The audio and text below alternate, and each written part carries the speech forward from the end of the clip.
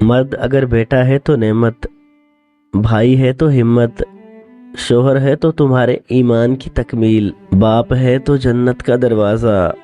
ان سب رشتوں میں عورت کا محافظ ہے۔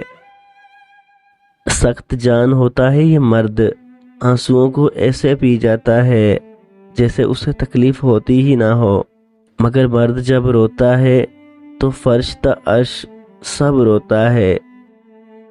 مرد وہ ذات ہے جو غصے میں بھی عورت سے بات کرنے کی تہذیب کو نہیں بھولتا۔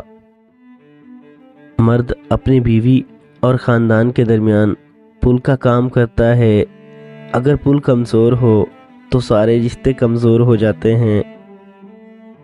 عورت کی قسمت کا انحصار اس کی خوبصورتی یا تعلیم پر نہیں، بلکہ اس کی زندگی میں شامل ہونے والے مرد پر ہوتا ہے۔